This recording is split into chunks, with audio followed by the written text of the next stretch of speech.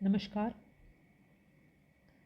मैं अंजू सांगवा, सहायक आचार्य हिंदी, राजकीय महाविद्यालय श्री डूंगरगढ़ बीकानेर से। मेरे यूट्यूब चैनल पर आप सभी का स्वागत है।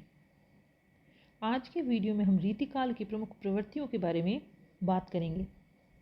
पिछले वीडियो में हमने रीतिकाल की कुछ प्रमुख प्रवृत्तियाँ जैसे कि रीति निरूपण और श्रृंगारिकता पर चर्चा की थी।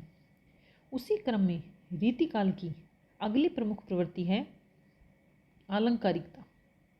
रीतिकालीन काव्य में अलंकरण की प्रधानता है।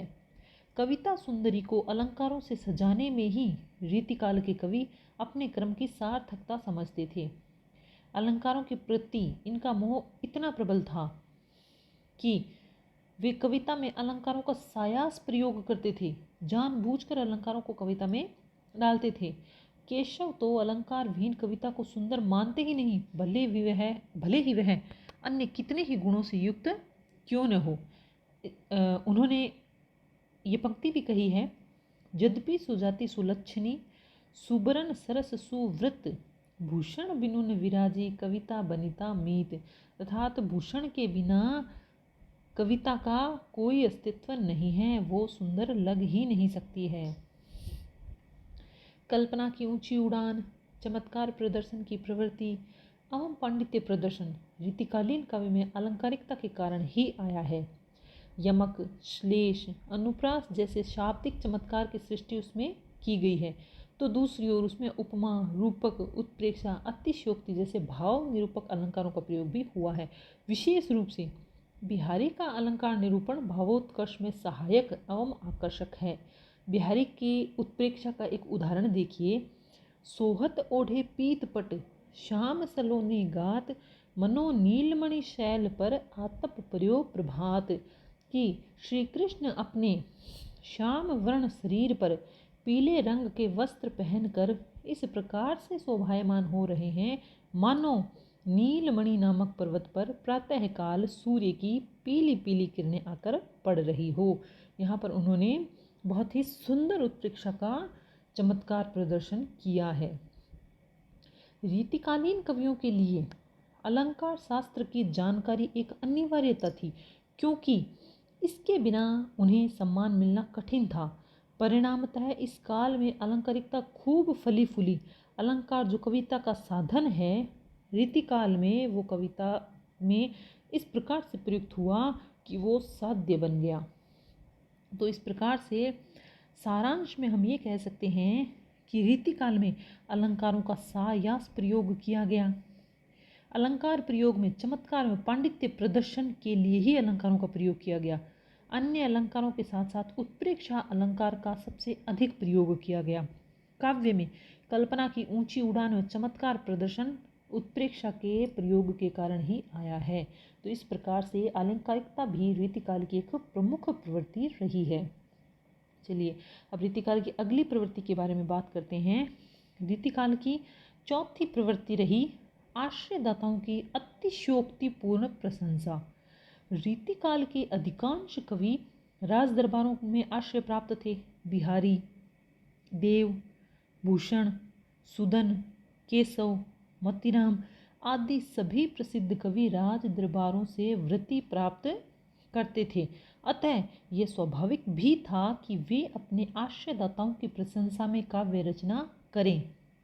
देखिए, देव ने अपने आश्रयदाता भवानी सिंह की प्रशंसा में भवानी विलास लिखा, कुशल विलास लिखा। तो वहीं सुदन ने भरतपुर के राजा सुजान सिंह की प्रशंसा में सुजान चरित की रचना की। वीर रस के प्रसिद्ध कवि भूषण ने शिवाजी की प्रशंसा में शिवा बावनी एवं छत्रसाल बुंदेला की प्रशंसा में छत्रसाल दशक की रचना की। भूषण जैसे कुछ कवियों को यदि छोड़ दिया जाए तो रीतिकाल के अधिकांश कवियों द्वारा की गई आश्रयदाताओं की प्रशंसा अतिशयोक्तिपूर्ण ही है, ताकि उनके आश्रयदाता अपनी प्रशंसा सुनकर प्रसन्न हो जाएं। जीविका हेतु वृत्ति पाने वाले इन कवियों के लिए आश्रयदाताओं का गुणगान करना अनचाही व्यवस्था थी। ये न चाहकर भी ये कार्य करने के लिए मजबूर थे। कवियों को दरबार से बाहर करने के लिए षड्यंत्र चलते रहते थे। अतः आश्रयदाताओं को प्रसन्न रखने के लिए उन्हें प्रयत्नशील रहना पड़ता था। स्वतः स्फूर्त काव्य रचना की प्रवृत्ति राजनीतिक जोड़ तोड़ एवं दांव पेंच में लीन इन कवियों में हो ही नहीं सकती थी। देव सुदन भूषण के अतिरिक्त लाल कवि ने भी छत्र प्रकाश नामक प्रशंसापूर्ण काव्य लिखा था। तो इस प्रकार से रीतिकाल में दरबारों में रहने वाले कवियों ने आश्रयदाताओं की प्रशंसा में ही अनेक ग्रंथ लिखे, और ऐसा करना उनकी मजबूरी भी थी, क्योंकि उन्हें दरबार में रहकर ही अपनी वृत्ति प्राप्त करनी होती थी।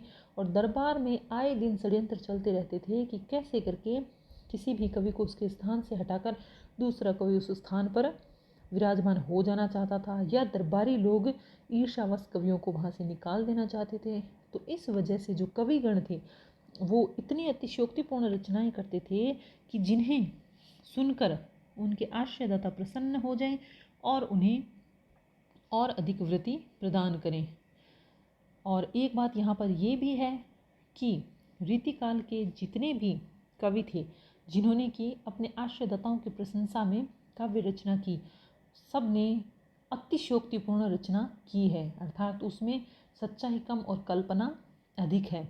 किंतु भूषण रीतिकाल के जो राष्ट्र कवि भी कहे जाते हैं, भूषण, उन्होंने शिवराज भूषण शिवा बावनी, जो कि शिवाजी की प्रशंसा में लिखे गए ग्रंथ हैं, और छत्रसाल बुंदेला की प्रशंसा में लिखे गए ग्रंथ छत्रसाल दशक।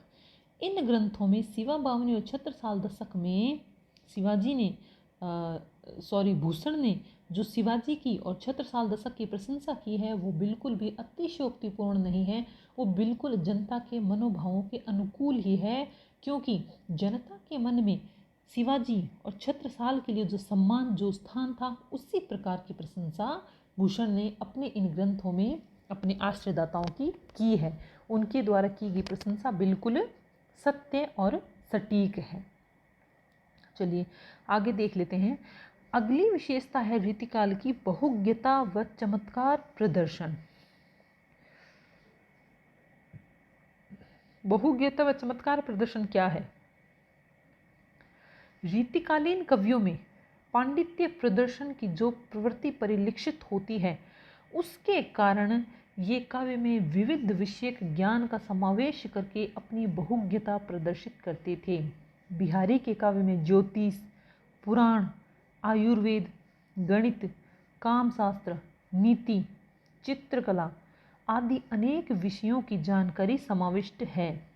ज्योतिष के राजयोग प्रकरण का उल्लेख उनके निम्न दोहे में है। दोहा इस प्रकार से है, ध्यान से सुनिए। सनी कजल चख झक लगन उपजो सुदीन स्नेह, क्यों न नरपति हुए भोगवे लही सुदेश सब दे है। यहाँ पर उन्होंने ज्योतिष के प्रकरण का उल्लेख करके अपने ज्योतिष ज्ञान का प्रदर्शन किया है कि किस प्रकार से कि सनी कजल की नायिका के नेत्रों में जो काजल है वो तो शनि ग्रह है, और जो उसके नेत्र हैं मछली जैसे वो चख झक मीन ग्रह हो, मीन राशि हैं, और लगन उपजो, इस प्रकार से मीन राशि में शनि आज आया है। और जब मीन राशि में शनि आता है तो वो बड़ा ही जो दिन है, सुदिन, अच्छा दिन या अच्छा अवसर माना जाता है। तो इस समय एक नायिका की सखी नायक को कहती है कि तुम राजा होकर इस अवसर का लाभ क्यों नहीं उठा लेते हो। तो इस प्रकार से बिहारी को ये ज्ञान था कि मीन राशि में शनि ग्रह के आने पर अच्छा अवसर या संयोग बनता है। इसी प्रकार से आयुर्वेद ज्ञान का परिचय भी उनके दोहे से प्राप्त होता है।